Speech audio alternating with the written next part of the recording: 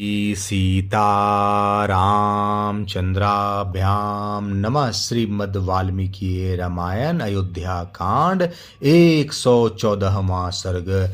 भरत के द्वारा अयोध्या की दुर्व्यवस्था का दर्शन तथा अंतःपुर में प्रवेश करके भरत का दुखी होना। इसके बाद प्रभावशाली महायशस्वी भरत ने स्निग्ध गंभीर घर घर घोष से युक्त रथ के द्वारा यात्रा करके शीघ्र ही अयोध्या में प्रवेश किया। उस समय वहाँ बिलाव और उल्लू विचर रहे थे। घरों के किवाड़ बंद थे। सारे नगर में अंधकार छा रहा था। प्रकाश न होने के कारण वह पूरी कृष्ण पक्ष की काली रात के समान जान पड़ती थी। जैसे चंद्रमा की प्रिय पत्नी और अपनी शोभा से प्रकाशित कांति वाली रोहिणी उदित हुए राहु नामक ग्रह के द्वारा अपने पति के ग्रस लिए जाने पर अकेली असहाय हो जाती है, उसी प्रकार दिव्य ईश्वर से प्रकाशित होने वाली अयोध्या राजा के काल कवलित हो जाने के कारण पीड़ित एवं असहाय हो रही थी। वह पूरी उस पर्वतीय नदी के भांति कृष्णकाय दिखाई देती थी, जिसका जल सूर्य की किरणों से तपकर कुछ गर्म और गंदला हो रहा हो, जिसके पक्षी धूप से संतप्त होकर भाग गए हो तथा जिसके मीन मत्स्य और ग्राह गहरे जल में छिप गए हो। जो अयोध्या पहले धूम रहित सुनहरी कांति वाली प्रज्वलित अग्नि शिखा के समान प्रकाशित होती थी, वही श्री राम वनवास के बाद हवनीय दुग्ध से सींची गई अग्नि की ज्वाला के समान बुझकर विलीन सी हो गई है। उस समय अयोध्या महासमर में संकटग्रस्त हुई उस सेना के समान प्रतीत होती थी, जिसके कवच कटकर गिर गए हो। हाथी घोड़े रथ और ध्वजा छिन्न भिन्न हो गए हो और मुख्य मुख्य वीर मार डाले गए हो। प्रबल वायु के वेग से फेन और गर्जना के साथ उठी हुई समुद्र की उताल तरंग सहसा वायु के शांत हो जाने पर जैसे शिथिल और नीरव हो जाती है, उसी प्रकार कोलाहलपूर्ण अयोध्या अब शब्द शून्य सी जान पड़ती थी। यज्ञ काल समाप्त होने पर शफ आदि यज्ञ संबंधी आयुधों और तथा श्रेष्ठ याजकों से सुनी हुई वेदी जैसे मंत्रोच्चारण की ध्वनि से रहित हो जाती है, उसी प्रकार अयोध्या सुनसान दिखाई देती थी।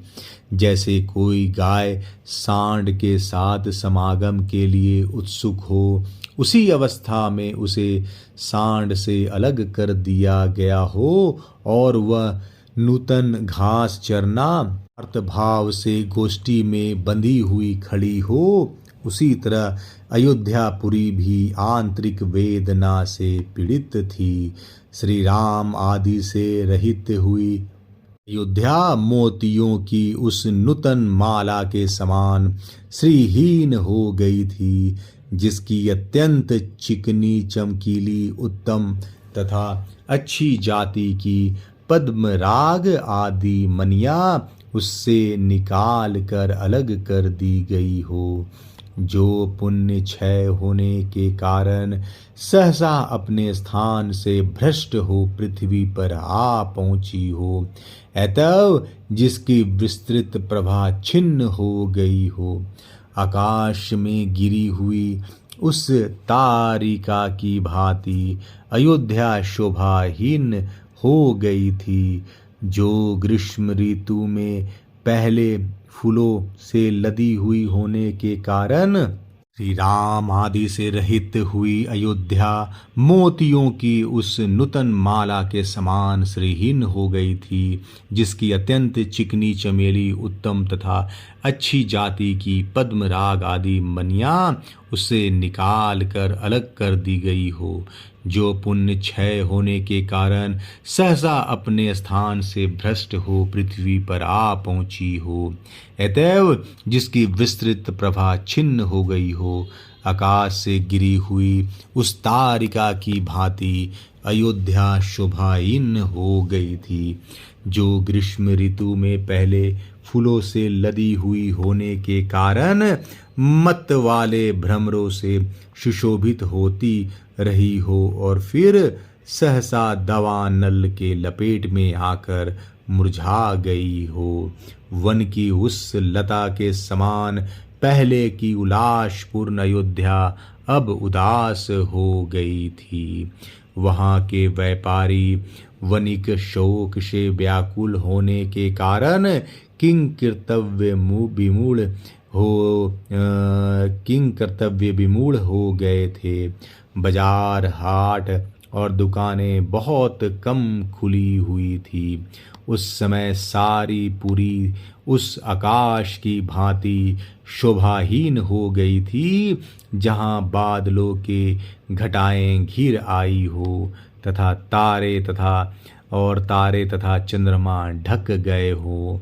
उन दिनों अयोध्यापुरी की सड़कें झाड़ी बुहारी नहीं गई थी, इसलिए यत्र तत्र कूड़े करकट के ढेर पड़े थे।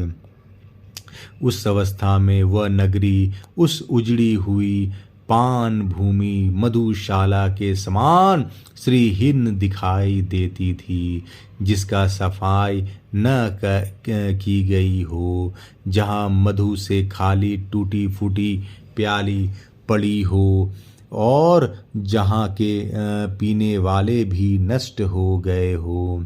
उस पुरी की दशा उस पौंसले की सी हो रही थी जो खंभों के टूट जाने से ढह गया हो, जिसका चबूतरा छिन्न भिन्न हो गया हो, भूमि नीचे हो गई हो, पानी चुक गया हो और जल पात्र टूट फूट कर इधर उधर सब ओर बिखर पड़े हों।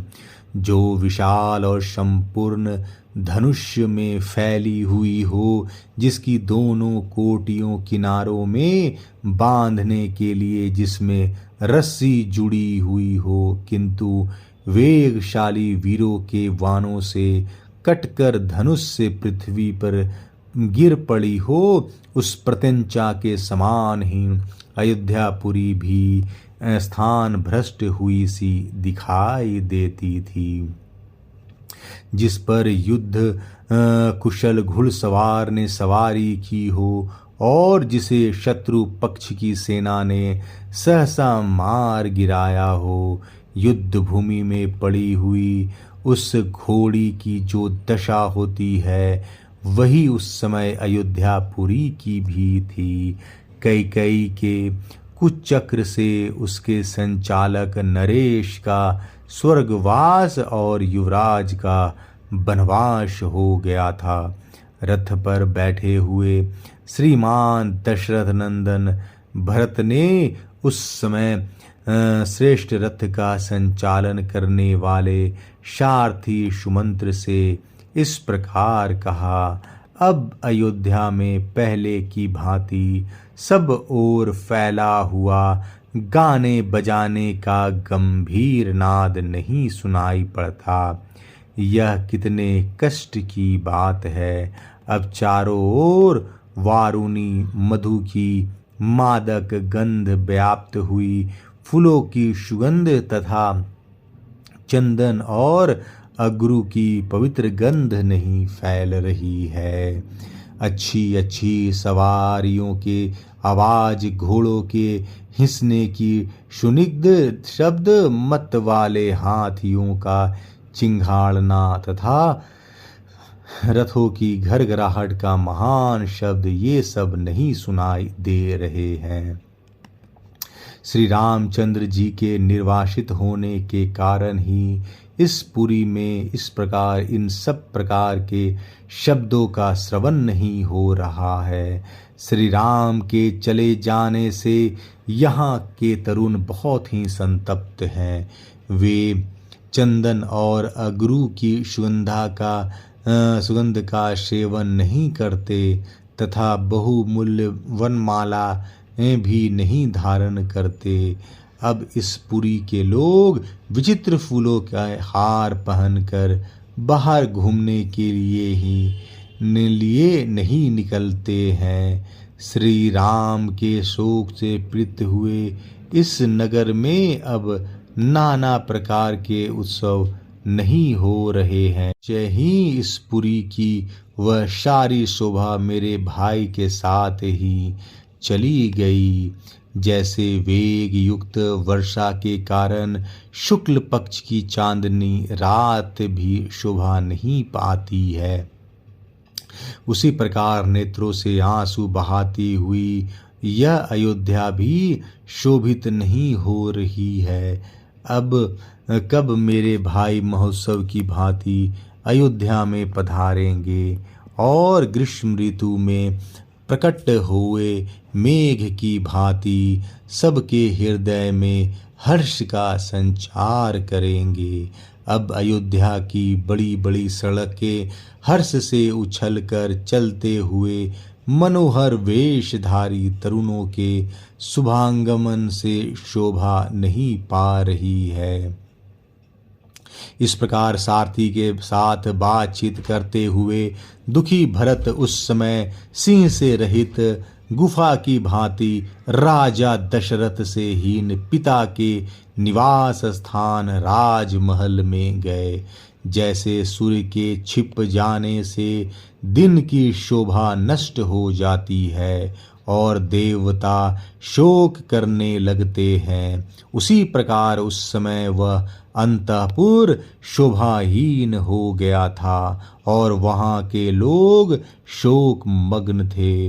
उसे सब ओर से स्वच्छता और सजावट से हीन देख भरत धैर्यवान होने पर भी अत्यंत दुखी हो आंसू बहाने लगे।